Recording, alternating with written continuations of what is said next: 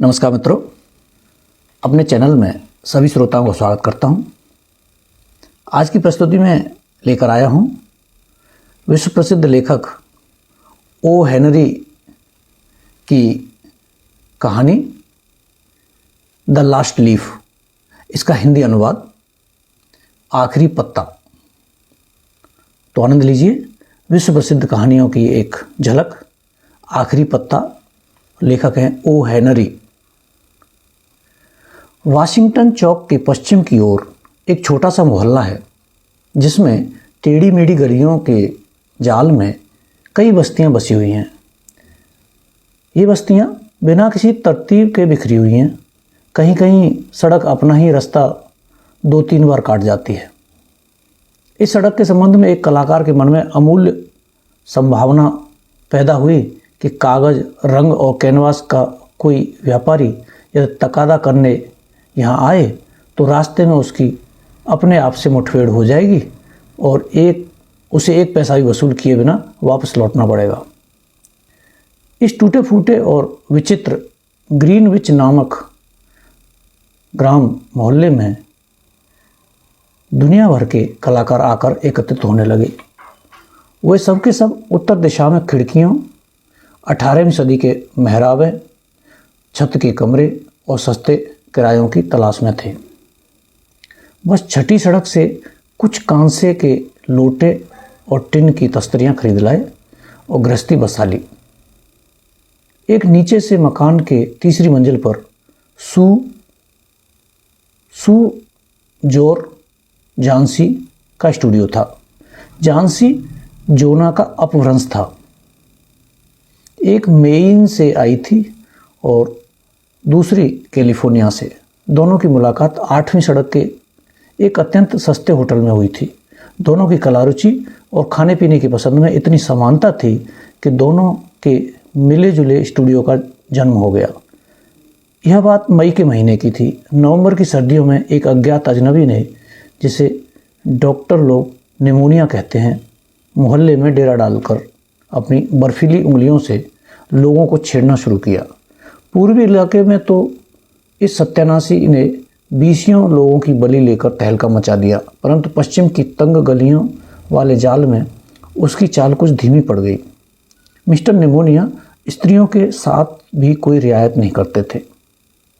California की आंधियों से जिसका खून फीका पड़ गया हो, ऐसी किसी दुबली पतली लड़की का इस भीमकाय फुफकारते दैत्य से कोई मुकाबला तो नहीं था। फिर भी उसने झांसी पर हमला बोल दिया। वह बेचारी चुपचाप अपनी लोहे की खाट पर पड़ी रहती और शीशे की खिड़की में से सामने के ईंटों के मकान की कोरी दीवार को देखा करती।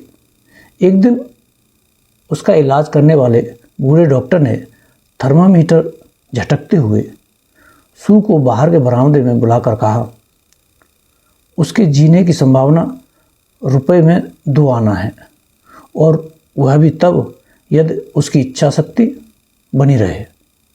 जब लोगों के मन में जीने की इच्छा ही नहीं रहती और वे मौत का स्वागत करने को तैयार हो जाते हैं, तो उनका इलाज धन्वंतरी भी नहीं कर सकते। इस लड़की के दिमाग पर भूत सवार हो गया था कि वह अब अच्छी नहीं होगी। क्या उसके मन पर कोई बोझ है?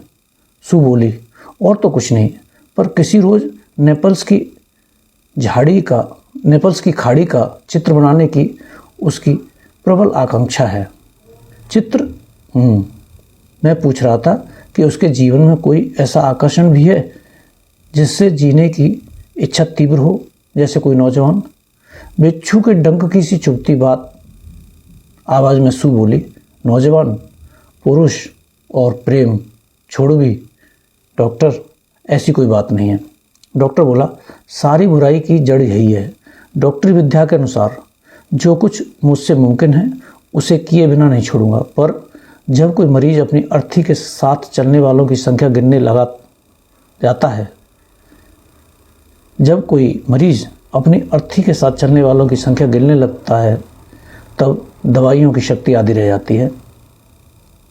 अगर तुम उसके जीवन में कोई आकर्षण पैदा कर सको, जिससे वह अगली सर्दियों में प्रचलित होने वाले कपड़ों के फैशन के बारे में चर्चा करने लगे, तो उसके जीने की संभावना कम से कम दूनी हो जाएगी।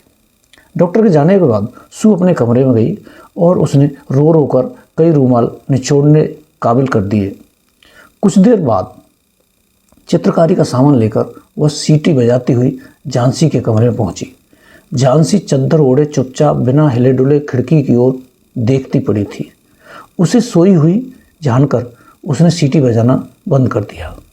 तख्ते पर कागज़ लगाकर वह किसी पत्रिका की कहानी के लिए कलम स्याही से एक तस्वीर बनाने बैठी। नवोदित कलाकारों को कला की मंजिल तक पहुंचने के लिए पत्रिकाओं के लिए तस्वीरें बनानी ही पड़ती हैं, जैसे साहित्य की मंजिल तक पहुंचने के लिए नवोदित लेखकों को पत्रिकाओं की कहानियां लिखनी पड़ती हैं। ज्यों ही सू एक घुड़सवार जैसा ब्रीजस पहने, एक आंखों का चश्मा लगाए, किसी इड़ाहो के गडरिए के चित्र की रेखाएं बनाने लगी कि उसे एक धीमी आवाज़ अनेक बार दोहराती सी सुनाई दी। वह शीघ्र ही बीमार के बिस्तर के पास गई। झांसी की आंखें खुली थीं। वह खिड़की से बाहर देख रही थी और कुछ गिनती बोल रही थी, लेकिन वह उल्टा जप कर रही थी। वह बोली 12 है, फिर कुछ देर बाद 11 है, फिर 10, 9 और तब एक साथ 8 और 7। सू ने उत्कंठा से खिड़की के बाहर नजर डाली। वहाँ गिनने लायक क्या था? एक खुला बंजर चौक या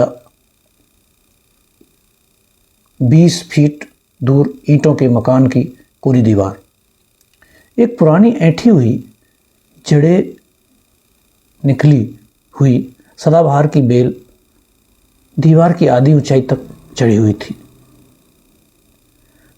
शिशिर की ठंडी सांसों ने उसके शरीर की पत्तियां तोड़ ली थीं और उसकी कंकाल शाखाएं एकदम उघाड़ी उन टूटी फूटी ईंटों से लटक रही थीं। सू ने पूछा, क्या है जानी? अत्यंत धीमे स्वर में झांसी बोली, 6। अब वे जल्दी जल्दी गिर रही हैं। 3 दिन पहले वहाँ करीब 100 था। उन्हें गिनते गिनते सिर दुखने लगता था। वह एक और नीचे गिरी, अब सिर्फ 5। 5 क्या जानी? 5 क्या? अपनी सू को तो बता। पत्तियाँ, उस बेल की पत्तियाँ। जिस वक्त आखिरी पत्ती गिरेगी मैं भी चली जाऊंगी। मुझे 3 दिन से इसका पता है। क्या डॉक्टर ने तुम्हें नहीं बताया? अत्यंत तिरस्कार के साथ सू ने शिकायत की। ओह, इतनी बेवकूफ़ तो कहीं नहीं देखी। तेरे ठीक होने का इन पत्तियों से क्या संबंध है? तू उस बेल से प्यार किया करती थी। क्यों? इसलिए? बदमाश, अपनी बेवकूफ़ी बंद कर। अभी सुबह ही तो डॉक्टर ने बताया कि तेरे जल्दी से ठीक होने की संभावना, ठीक किन शब्दों में कहा था? हाँ, कहा था संभावना रुपए में 14 आना है। और न्यूयॉर्क में जब हम किसी टैक्सी में बैठते हैं या किसी नई इमारत के पास से गुजरते हैं, तब भी जीने की संभावना इससे अधिक नहीं रहती। अब थोड़ा शोरबा पीने की कोशिश कर और अपनी सू को तस्वीर बनाने दे, ताकि उसे संपादक महोदय के हाथों बेचकर वह अपने बीमार बच्ची के लिए थोड़ी दवा दारू और अपने खुद के लिए पेट भरने के लिए कुछ रोटी पानी ला सके। अपनी आंखों को खिड़की के बाहर टिकाए झांसी बोली, तुम्हें अब मेरे लिए शराब लाने की ज़रूरत नहीं है। वह एक और गिरी, नहीं, मुझे शोरबे की ज़रूरत नहीं। अब सिर्फ 4 रह गई। अंधेरा होने से पहले उस आखिरी पत्ते को गिरते देख लूँ, बस फिर मैं भी चली जाऊँगी। सू उस पर झुकती हुई बोली, प्यारी झांसी, तुझे प्रतिज्ञा करनी होगी कि तू आंखें बंद रखेगी और जब तक मैं काम करती हूँ खिड़की से बाहर नहीं देखेगी। कल तक ये तस्वीर पहुँचा देनी है।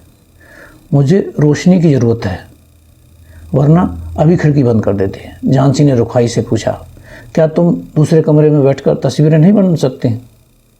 सू ने कहा, मुझे तेरे पास ही रहना चाहिए। इसके अलावा मैं तुझे उस बेल की तरफ देखने देना नहीं चाहती। किसी गिरी हुई मूर्ति की तरह निश्चल और सफ़ेद अपनी आंखें बंद करती हुई झांसी बोली, काम खत्म होते ही मुझे बोल देना, क्योंकि मैं उस आखिरी पत्ती को गिरते हुए देखना चाहती हूँ।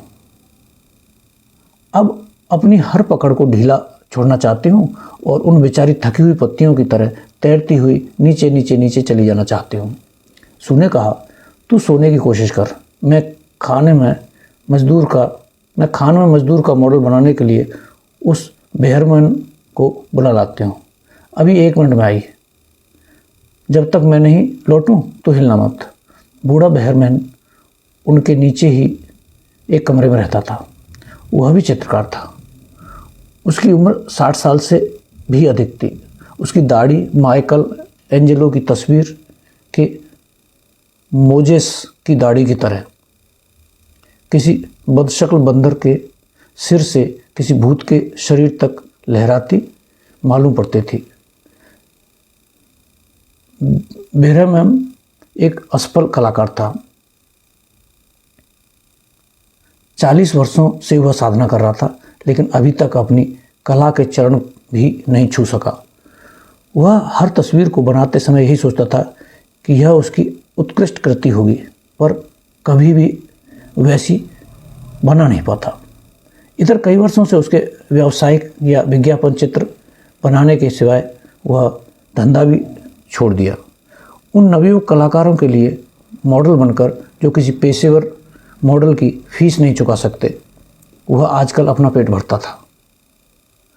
वह ज़रूरत से ज़्यादा शराब पी लेता और अपनी इस उत्कृष्ट कृति के विषय में बकवास करता जिसके सपने वह संजोता था। जैसे वह बड़ा खूंखार बूढ़ा था जो नम्र आदमियों की जोरदार मजाक उड़ाता और अपने को इन दोनों जवान कलाकारों का पहरेदार कुत्ता समझा करता। सू ने बेहरमैन को अपने अंधेरे अड्डे में पड़ा पाया। उसमें से बेर की गुठलियों सी गंध आ रही थी। एक कोने में वह कोरा कनवास खड़ा था जो उसकी उत्कृष्ट कलाकृति की पहली रेखा का अंकन पाने की 25 वर्षों से बाट जो रहा था। उसने बूढ़े को बताया कि कैसे झांसी उन पत्तों के साथ अपने पत्ते जैसे कोमल शरीर का संबंध जोड़कर उसके समान बह जाने की भयभीत कल्पना करती है और सोचती है कि वह उसकी पकड़ संसार पर ढीली हो जाएगी। बूढ़े बेहरमैन ने इन मूर्ख कल्पनाओं पर गुस्से से आंखें निकालकर अपना तिरस्कार व्यक्त किया। वह बोला, क्या कहा? क्या अभी तक दुनिया में ऐसे मूर्ख भी हैं जो सिर्फ इसलिए कि एक उखड़ी हुई बेल से पत्ते झड़ रहे हैं अपने मरने की कल्पना कर रहे हैं? मैंने तो ऐसा कहीं नहीं सुना। मैं तुम्हारे जैसे बेवकूफ़ पागलों के लिए कभी मॉडल नहीं बन सकता। तुमने उसके दिमाग में इस बात को घुसने ही कैसे दिया? अरे बेचारी झांसी, सू ने कहा, वह बीमारी से बहुत कमज़ोर हो गई है और बुखार के कारण ही उसके दिमाग में ऐसी अजीब अजीब कलुषित कल्पनाएं जाग उठी हैं। अच्छा बूढ़े बेहरमैन, तुम अगर मेरे लिए मॉडल नहीं बनना चाहते तो मत बनो। हो तो आखिर उल्लू के पट्टे ही। बेहरमैन चिल्लाया, तू तो लड़की की लड़की ही रही। किसने कहा कि मैं मॉडल नहीं बनूंगा? चल मैं तेरे साथ चलता हूँ। आधे घंटे से यहीं तो छींक रहा हूँ कि भाई चलता हूँ। लेकिन एक बात कहूँ, यह जगह झांसी जैसी अच्छी लड़की के मरने लायक नहीं है। किसी दिन जब मैं अपनी उत्कृष्ट कलाकृति बना लूँगा तब हम सब यहाँ से चले जाएंगे, समझी? हाँ। अब वे लोग ऊपर पहुँचे तो झांसी सो रही थी। सू ने खिड़कियों के पर्दे गिरा दिए और बेहरमैन को दूसरे कमरे में ले गई। वहाँ से उन्होंने भयभीत दृष्टि से खिड़की के बाहर उस बेल की ओर देखा। फिर उन्होंने बिना एक ही शब्द बोले एक दूसरे की ओर देखा। अपने साथ बर्फ लिए हुए ठंडी बरसात लगातार गिर रही थी। एक केतली को उल्टा करके उस पर नीली कमीज में बेहरमैन को बिठाया गया। एक केतली को उल्टा करके उस पर नीली कमीज में बेहरमैन को बिठाया गया, जिससे चट्टान पर बैठे हुए किसी खान के मजदूर का मॉडल बन जाए। 1 घंटे की नींद के बाद जब दूसरे दिन सुबह सू की आंख खुली तो उसने देखा कि झांसी जड़ होकर खिड़की के हरे पर्दे की ओर आंखें फाड़कर देख रही है। सुरसुराहट के सुर में उसने आदेश दिया, पर्दे उठा दे, मैं देखना चाहती हूँ। विवश होकर सू को आज्ञा माननी पड़ी। लेकिन यह क्या, रात भर वर्षा, आंधी, तूफान और बर्फ गिरने पर भी ईंटों की दीवार से लगी हुई उस बेल में एक पत्ती थी। अपने डंठल के पास कुछ गहरी हरी, लेकिन अपने किनारों के आसपास थकावट और झड़ने की आशंका लिए पीली पीली वह पत्ती जमीन से कोई 20 फुट ऊंची अभी तक अपनी डाली से लटक रही थी। झांसी ने कहा, यही आखिरी है। मैंने सोचा था कि यह रात में जरूर ही गिर जाएगी। मैंने तूफान की आवाज़ भी सुनी। खैर कोई बात नहीं, यह आज गिर जाएगी और उसी समय मैं भी मर जाऊंगी। तकिए पर अपना थका हुआ चेहरा झुकाकर सू बोली, क्या कहती है पागल, अपना नहीं तो कम से कम मेरा ख्याल कर। मैं क्या करूंगी? पर झांसी ने कोई जवाब नहीं दिया। इस दुनिया की सबसे अकेली वस्तु यह आत्मा है जब वह अपनी रहस्यमय लंबी यात्रा पर जाने की तैयारी में होती है। ज्यों त्यों संसार और मित्रता से बांधने वाले उसके बंधन ढीले पड़ते गए, त्यों तो उसकी कल्पना ने उसे अधिक जोर से जकड़ना शुरू कर दिया। दिन बीत गया और संध्या के क्षीण प्रकाश में भी दीवार से लगी हुई बेल से लटका हुआ वह पत्ता उन्हें दिखाई देता रहा। पर तभी रात पड़ने के साथ साथ उत्तरी हवाएं फिर चलने लगीं और वर्षा की झड़ियाँ खिड़की से टकराकर छज्जे पर बह आईं। रोशनी होते ही निर्दयी झांसी ने आदेश दिया कि पर्दे उठा दिए जाए। बेल में पत्ती अब तक मौजूद थी। झांसी बहुत देर तक उसी को एकटक देखती रही। उसने सू को पुकारा, जो चौके में स्टोव पर मुर्गी का शोरबा बना रही थी। झांसी बोली, सोड़ी, मैं बहुत ही खराब लड़की हूँ। कुदरत की किसी शक्ति ने उस अंतिम पत्ती को वहीं रोककर मुझे यह बता दिया कि मैं कितनी दुष्ट हूँ। इस तरह मरना तो पाप है। ला, मुझे थोड़ा सा शोरबा दे और कुछ दूध में जहर मिलाकर ला दे। पर नहीं, उससे पहले मुझे जरा शीशा दे और मेरे सिरहाने कुछ तकिए लगा, ताकि मैं बैठे बैठे कुछ खाना बनाते हुए तुझे देख सकूं। कोई 1 घंटे बाद वह बोली, सूड़ी, मुझे लगता है मैं कभी न कभी नेपल्स की खाड़ी का चित्र जरूर बना लूँगी। शाम को डॉक्टर साहब फिर आए। सू कुछ बहाना बनाकर उनसे बाहर जाकर मिली। सू ने दुर्बल कांपते हाथों को अपने हाथों में लेकर डॉक्टर साहब बोले, अब संभावना 8 आना मानी जा सकती है। अगर परिचर्या अच्छी हुई तो तुम जीत जाओगी। और अब मैं नीचे की मंजिल पर एक दूसरे मरीज को देखने जा रहा हूँ। क्या नाम है उसका? बेहरमैन। शायद कोई कलाकार है, निमोनिया हो गया है। अत्यंत दुर्बल और बुरा आदमी है और झपट जोर की लगी है। बचने की कोई संभावना नहीं। आज उसे अस्पताल भिजवा दूंगा, वहाँ आराम ज़्यादा मिलेगा।